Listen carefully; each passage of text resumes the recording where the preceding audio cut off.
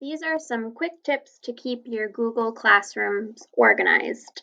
So I am in the main page of Google Classroom. You go to the 9 dots, find your classroom.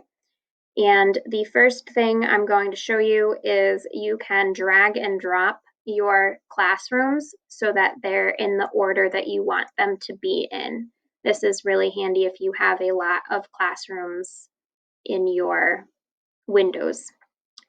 The second thing is a little bit about naming conventions, and this is more for the students than for us.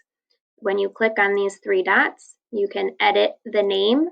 You want to make sure this class name at the top is something student friendly, so math or Miss Natalie's math or whatever makes sense for the students. And you want to try to be a little consistent with your colleagues of shared classrooms. If somebody's naming their class by the period and somebody's naming their class by the subject, it can just be confusing to students. So this is something you can collaborate on. And then anything you put in this section will show up on the second line here. And I think that's nice for students to get a little bit more information. So main title and a little extra information.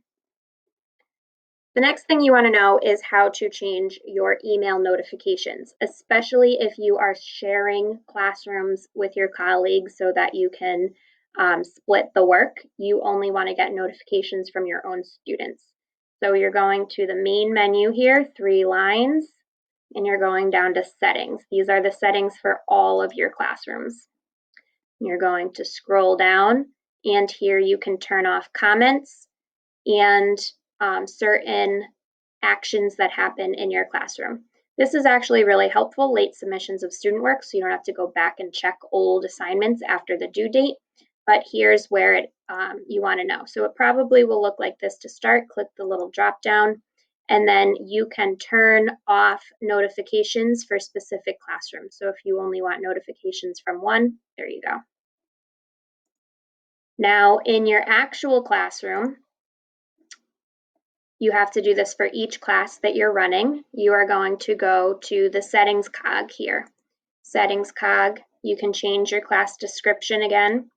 And then these 2 settings, stream. Students can post and comment, mean they can create their own posts on the stream. Students can only comment, means they can only reply to threads you have already started. That's pretty useful.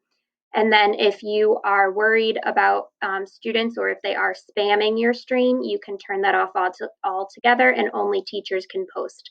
Sometimes I recommend starting with comments off and then introducing it to the students so that they use it responsibly.